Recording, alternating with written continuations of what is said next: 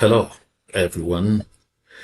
You are welcome to the JNA Connections this 21st day of July 2026. I promised that we were going to have a brief but very interesting conversation about the Chantal Biya factor in Cameroon's succession politics. And I pointed out that, desperation is now taking a central stage. And there is just so much going on right there. And even just before we delve into the subject matter of this discussion, I want to point out to those of you, some of you continue to reach out to say, is it possible we just focus on what is happening in the southern Cameroons and forget about what is going on in La République du Cameroon? I have a quick response on that, and I will reiterate this and I'll keep saying it over and over and over. I like us to be realistic about a good lot of things. We want La République du Cameroon out of our land, but we are not yet there.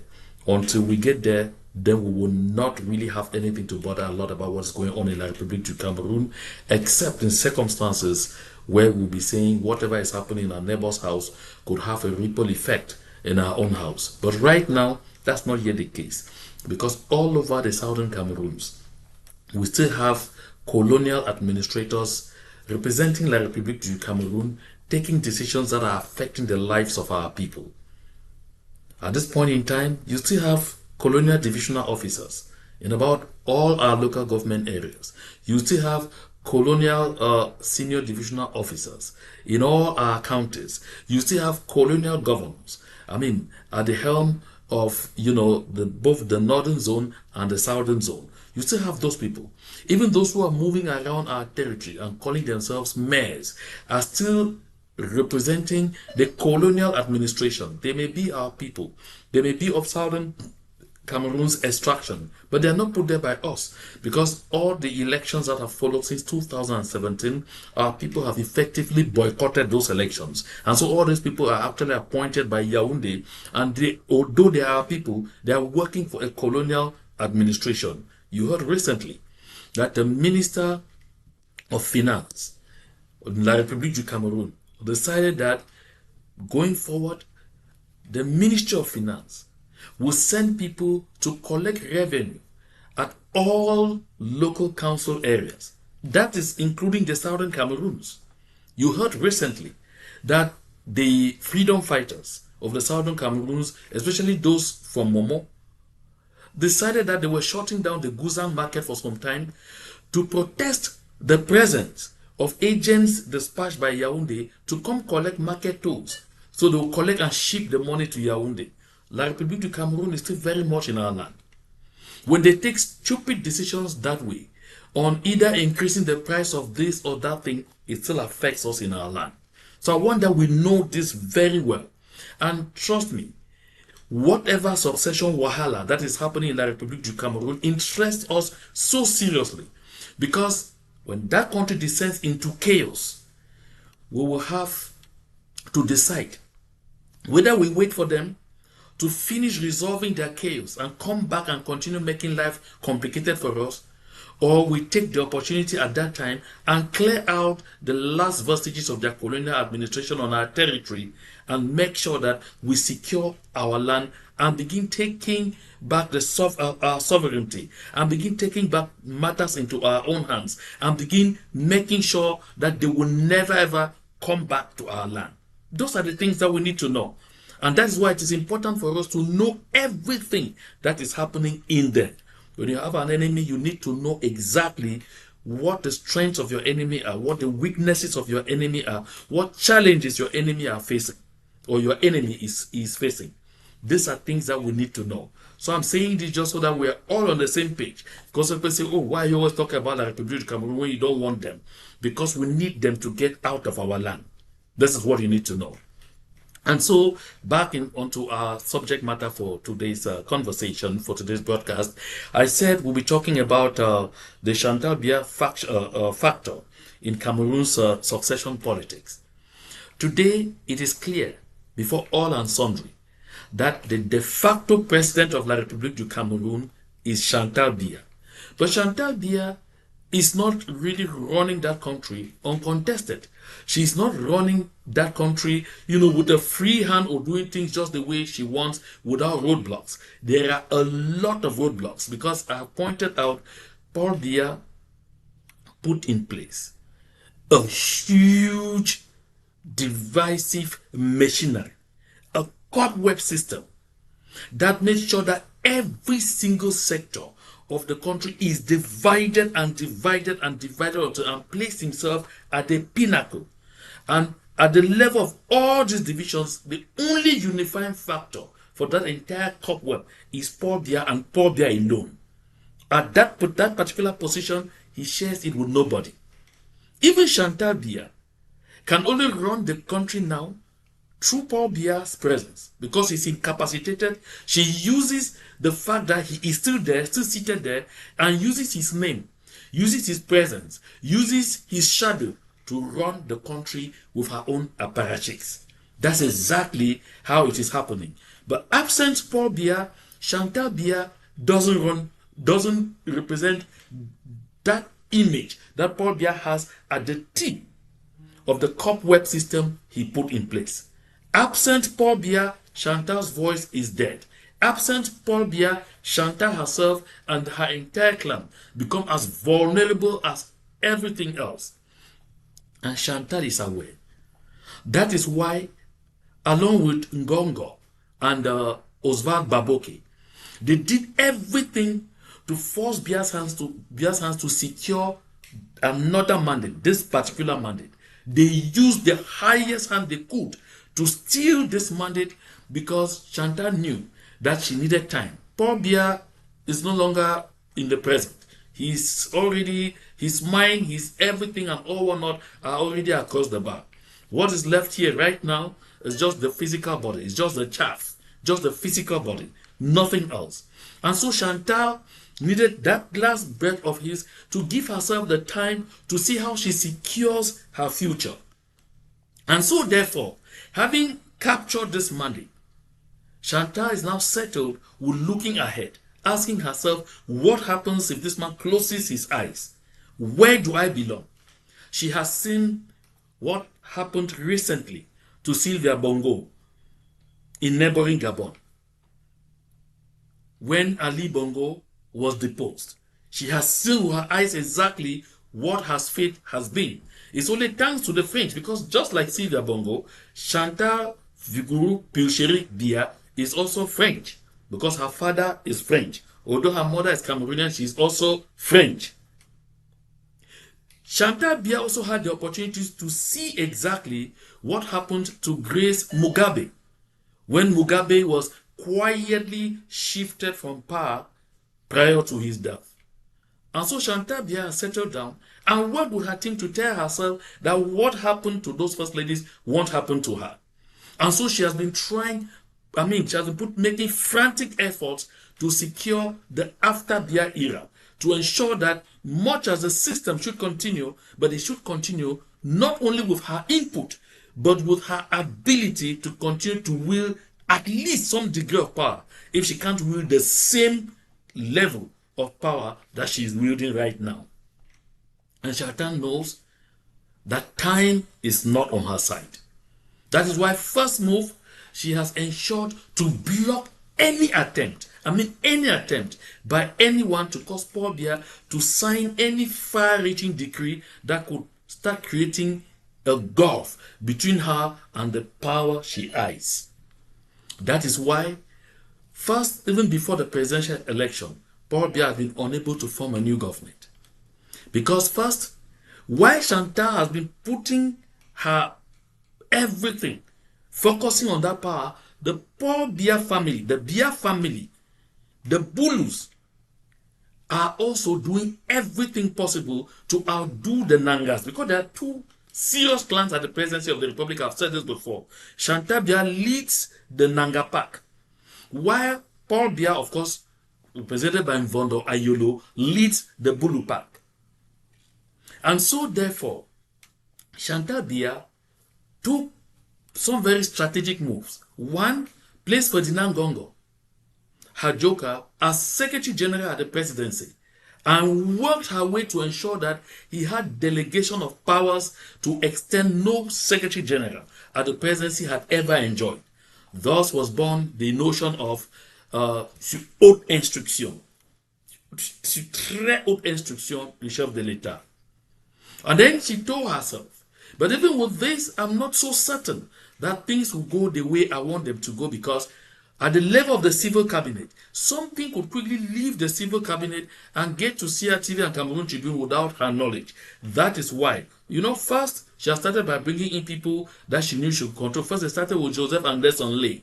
And after that, when Joseph Anderson Lay, as deputy director of the civil cabinet, did things that the president of the republic did not like, Chantal moved him quickly and brought in Oswald Baboke, another person from Nanga, as deputy director of the civil cabinet.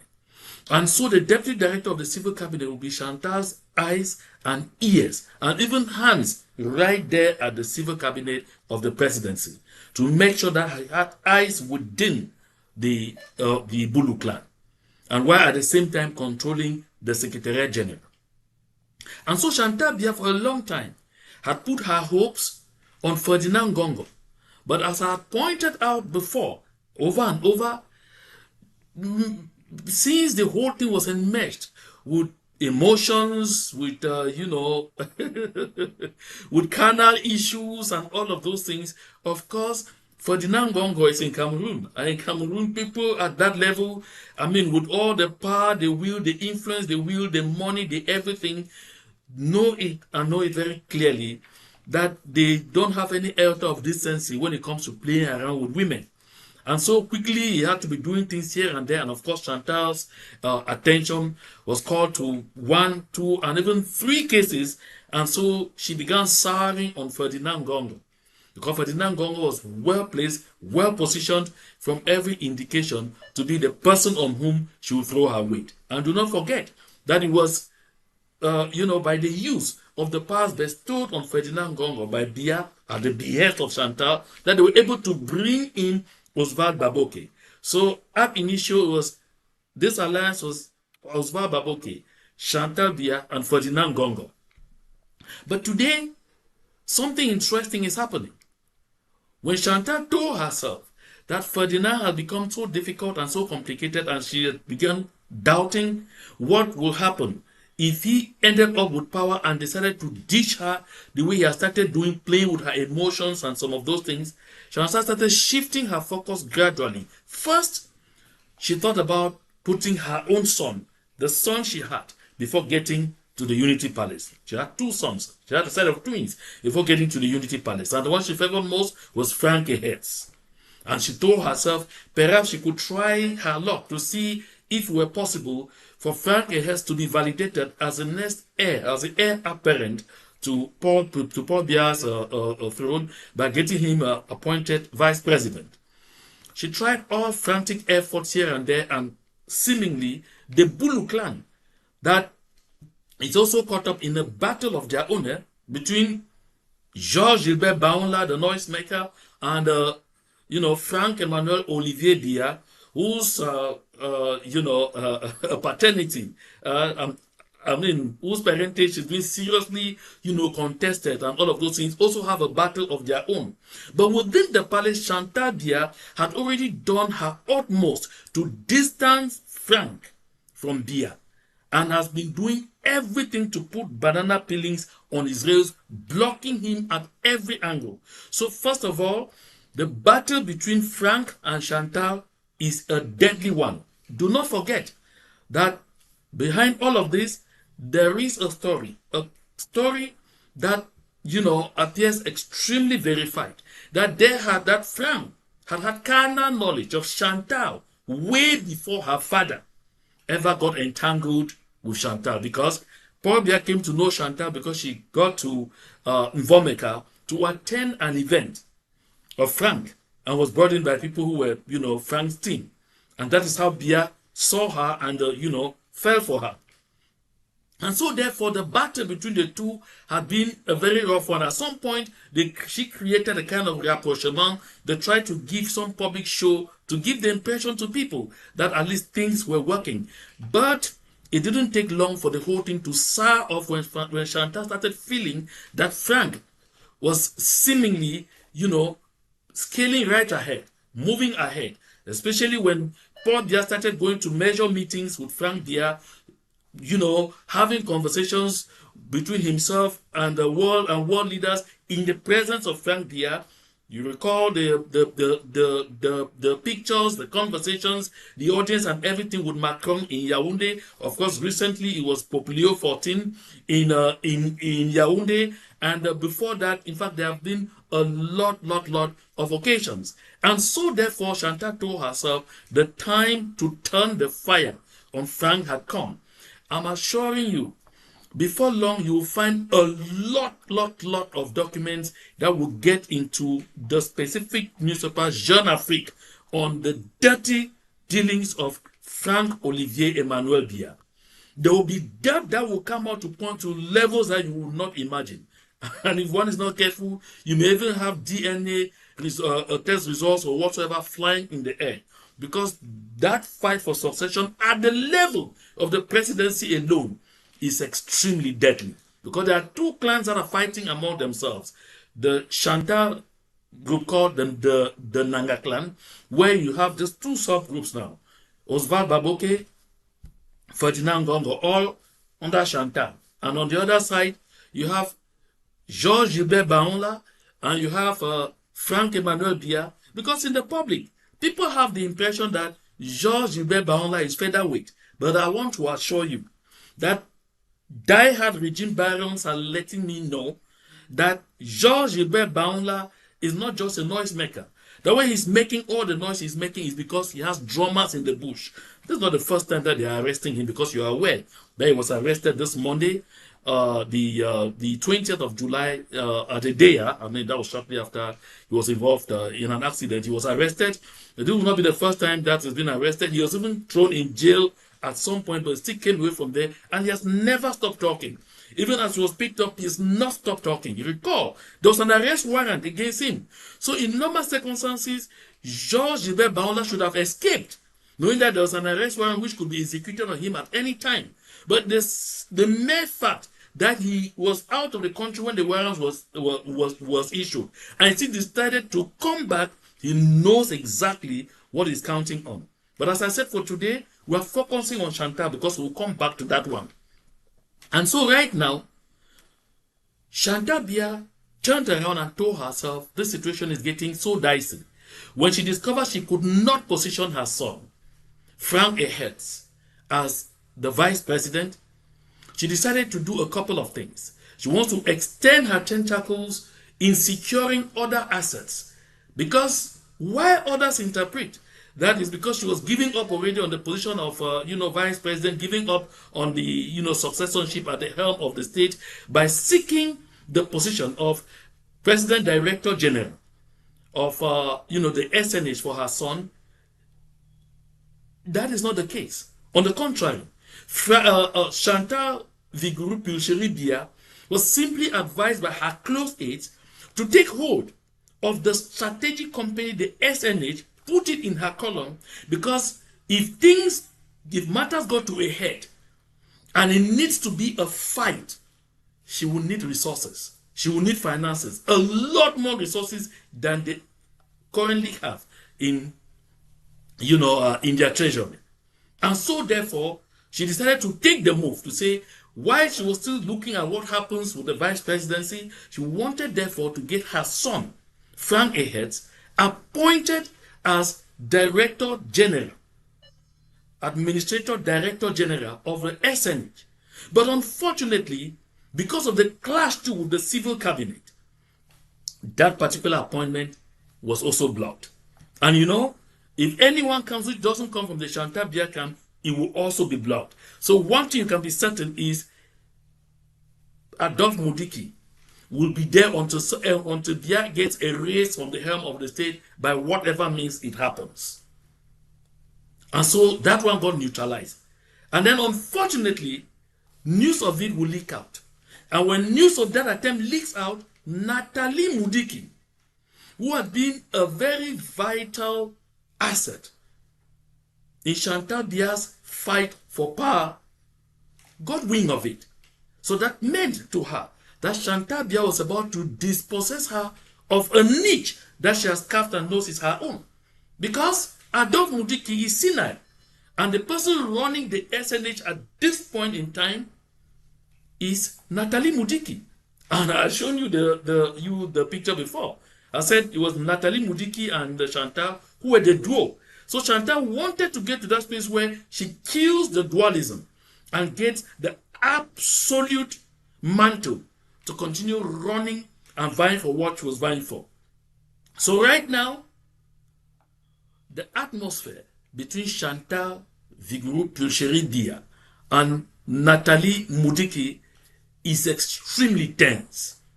You know, you want to strike me and you miss it, I learn a lesson and I begin to give you a distance.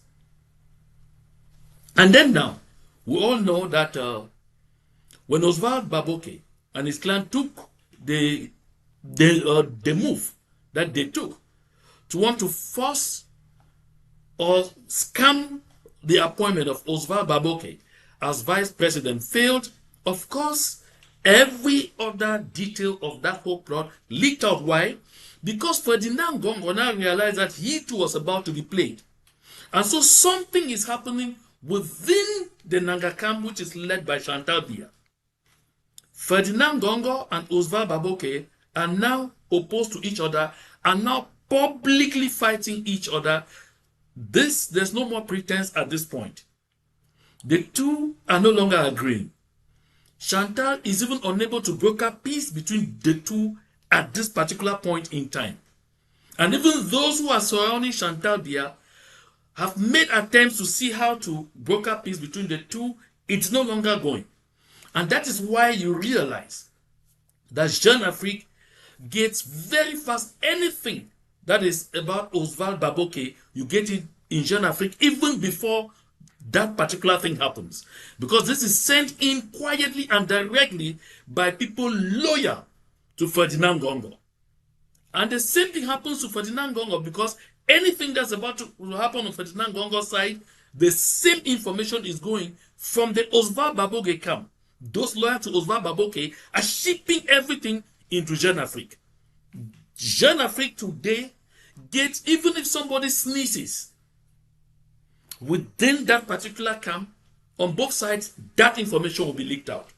You heard I said it here before, that someone said, oh, it's possible Biya can even close his eyes and those people will hide it for several months without letting the people know that Biya had caught it until they are able to, resolve their differences. I said, that is not going to happen. Not because that wouldn't be their intention, but because of the deadly fight opposing all the camps, within. They keep neutralizing each other. They keep leaking out information from each camp. That's why you see everything that's on the civil cabinet is leaked out by the Secretariat General. Those are the Secretariat General leaked out by the civil cabinet. That's why you see very sensitive documents of which are written extremely confidential find their way into the social media, sometimes even before the documents get to where they're supposed to go. This is exactly what is happening. So the system is neutralizing itself right from within. So Chantal Biya is right now in a kind of a mix.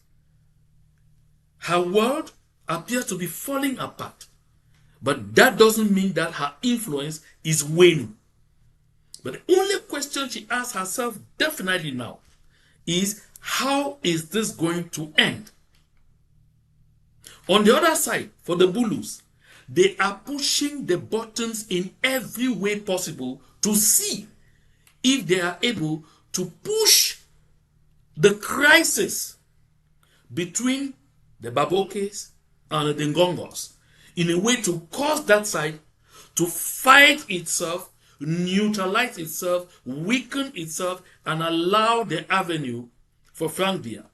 But do not forget that on the other side, Chantal is definitely going to throw her weight behind Georges Gilbert Baronla, and he's assured about that. She had done that before. And Chantal will definitely pull her strings, and dare anyone to do anything seriously to Georges Gilbert Baonla. Because as long as Georges Gilbert Baonla remains, he is a bulwark to Frank Emmanuel Biya. He is a bulwark to Frank Emmanuel Biya. So Chantal Biya, where she is right now, her calculations are multifarious because it has to be one. If it's Ferdinand Gongo, at first she was so sure about him because she was even convinced that it could happen that he gets there and dishes his current spouse and takes her in, and she moves from first lady to first lady. The thought had even come that Chantal Biya herself could even be appointed vice president. Do not forget, Grace Mugabe had also schemed that. But quickly, that was shelved. And now she told herself, if I can't go through this way, getting Oswald Baboke would mean that if Oswald Baboke is getting there, she was assured of several guarantees of making sure she will hold a lot of strings and be able to have a strong hold on Oswald Baboke, whom she considered softer, weaker, and more malleable than Ferdinand Gongo. That too has now failed. And you notice that the investigations against Oswald Baboke, especially regarding the so-called decree appointing a vice president and a destay is created, was confined in the hands of Ferdinand Gongo. Galax Etoga, who is Secretary of State at the Gendarmerie, is an ally of Ferdinand Gongo.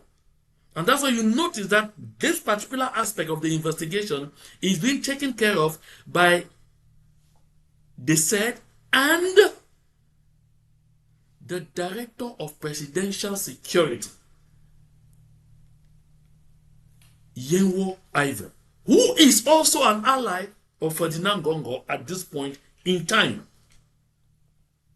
Meanwhile, the other side, the Bulu side, are also pulling their own strings to see exactly how to fight each of the other camps.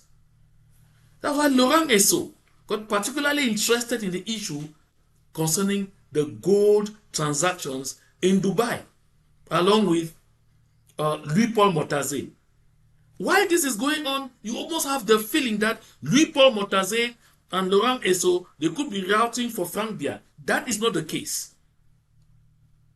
And so Chantal Vigrou Pincheri Biya is at the center of the succession politics in Cameroon. If it wouldn't go her way, it would definitely be the highway. And she is bent on that. There are no half measures. Chantal is not taking any half measures. She might not have had her way in getting her son Frank Biya appointed Director General of the SNH, but she'll make sure no one too is appointed there. She may not have had her way to put Oswald Baboke as vice president. She'll make sure nobody is appointed there.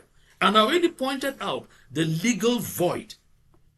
I noticed some of you came and said, oh no, because, if there's no vice president, the old regulation that the president of the Senate will take over.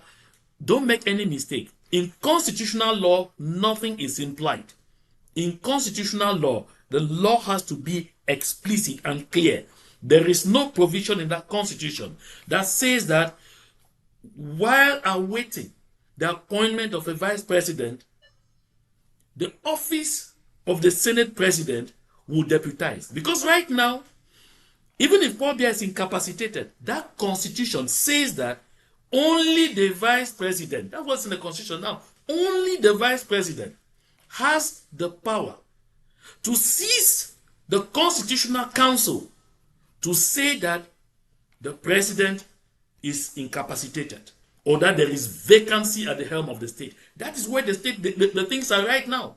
So you see, even right from that point, that should start telling you that the president of the Senate cannot just step in because you think that from goodwill, good conscience, or old practice. No.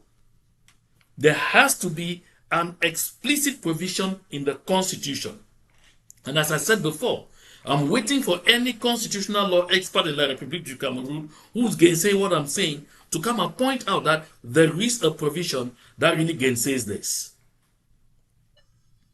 Why that one is not there, the situation remains as it is.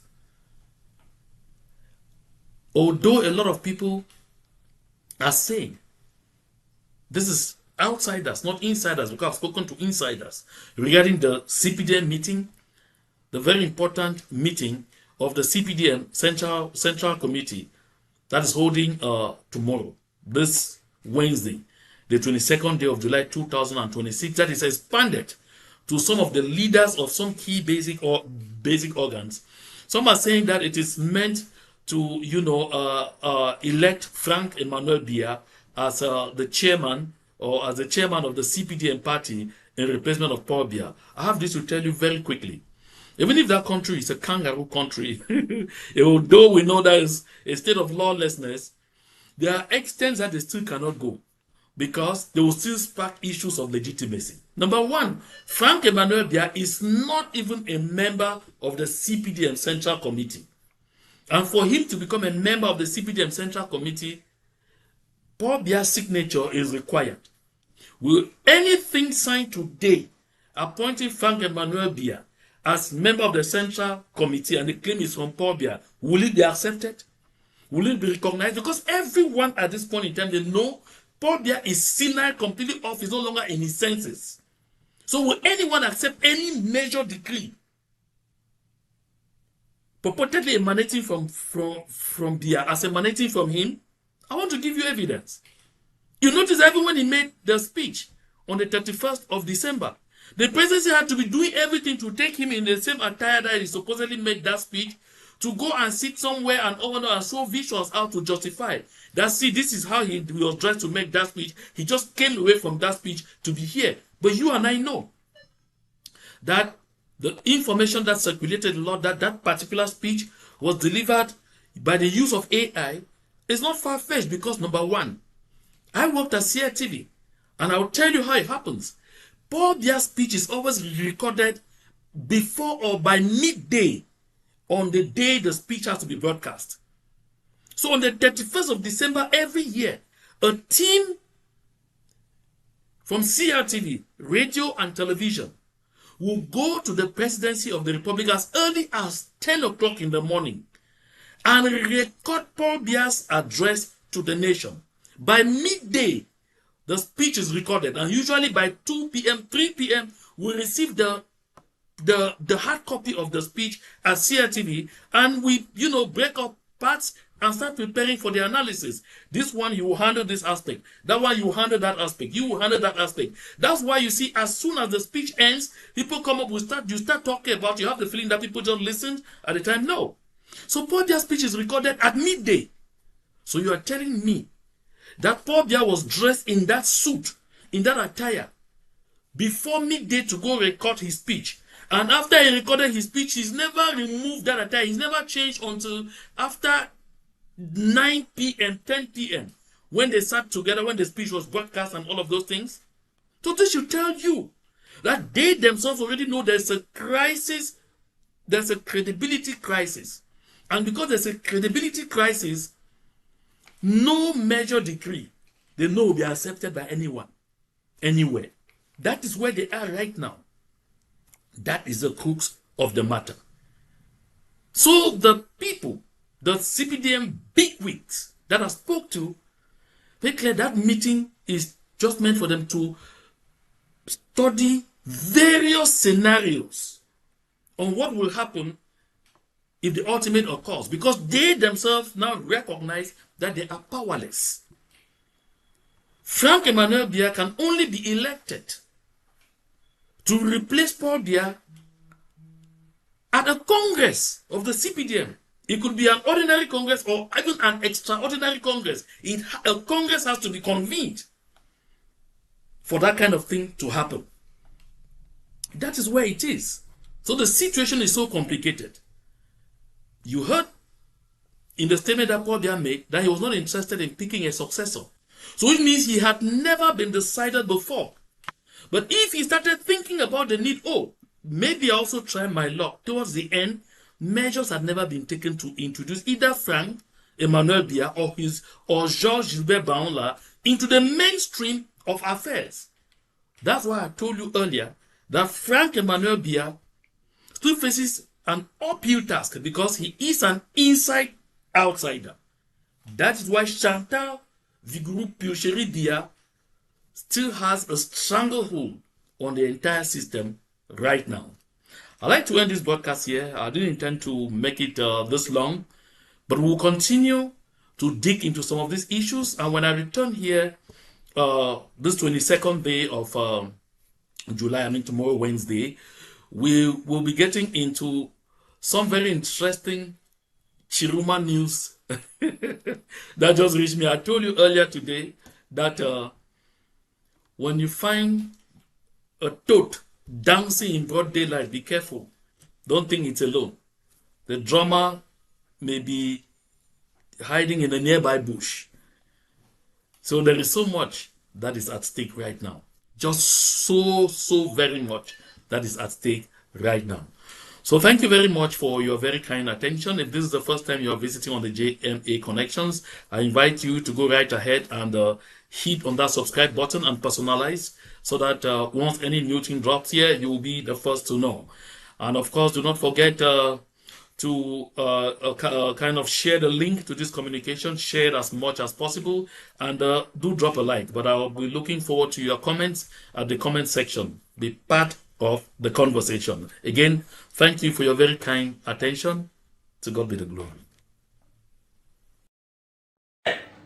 Nos frères Ambazonia ont encore frappé fort. Voilà 2 soldats qui nous ont encore quittés. Mais mes frères militaires là, policiers là, vous défendez quoi dans le nozo? Vous cherchez quoi dans le nozo? On vous parle d'un peuple qui se bat pour sa liberté. Comme le peuple francophone n'a pas le courage de se battre, comme nos frères du Nord sont en train de se battre. Vous partez tout le temps là-bas. Vous endeuillez vos familles par rapport à quoi? Pourquoi? Pour ça, voilà Judith Rachid, PDG de Camtel, en train de faroter l'argent. Quand vous vous levez le matin, vous n'avez même pas de quoi manger. Vous vous levez le matin, vous n'avez pas de quoi boire. Vous n'avez pas la possibilité d'envoyer vos enfants à l'école. En 2025, on a volé vos élections. En 2018, on a volé vos élections. En 1992, on a volé vos élections. Un vieux père de 93 ans, vous partez là-bas, vous daillez pour qui? Pourquoi? Voilà la plus grande tchélée du pays à qui on est en train de donner l'argent. Vous vous battez pour qui? Pourquoi? Les chrétiens coûtés sont là-bas, mangent leur vie. Les Judith Rachid, PDG de Camtel, mangent leur vie. Tous les ministres sont là-bas, mangent leur vie. Vous gotez, vous daillez. Daillez même au moins pour la bonne cause. Ce n'est pas la secte pourquoi que vous êtes en train de combattre, les gars. Vous êtes en train de combattre vos propres frères, de vos compatriotes. On ne vous a pas envoyé qu'il aime les terreaux. On vous a envoyé qu'il aime vos propres frères. Vous allez vous partir. Et tous les jours, vous daillez. Vous croyez que nous, on peut être contre nos frères Ambazonia quand ils gèrent les mouvements comme ça, là? Vous croyez que nous, on peut être contre eux? Regardez la dame-ci. Vous croyez que si la dame-ci avait son salaire normal à la fin du mois, le PDG de Camtel est dans les 500, 600 000 francs CFA. Vous croyez qu'elle devait faroter l'argent comme ça? Les liasses de Didi Kolo. Vous êtes là, vous gotez là-bas. Parce que vos frères ont dit que non. La constitution de notre pays, on est une partie souveraine. On veut que les lois de notre pays soient les lois de notre pays. Paul Biya prend ses frères et Kambeti Boulou. Il envoie là-bas pour leur commander, pour leur dire ce qu'ils doivent faire. Alors que les traités du pays ne le permettent pas. Quand nos frères du Nord se lèvent, vous vous levez. On vous envoie avec le gun, le kilam. Vous êtes... If you're asking my personal opinion to keep Cameroon one must be divisible. Because it's a cliche that Cameroon is one and indivisible. Because it's not true. Culturally, we are divisible. Language-wise, we are divisible. The law-wise, we have inherited that. So, anybody who says Cameroon is one and indivisible is a fallacy. And so, we would have to handle that issue very squarely and objectively. And that's what I call the truth. The truth must prevail. There is no doubt that there are people of both sides, that cherish their heritage. And the only way of keeping Cameroon together is to respect the respective heritages that we do have.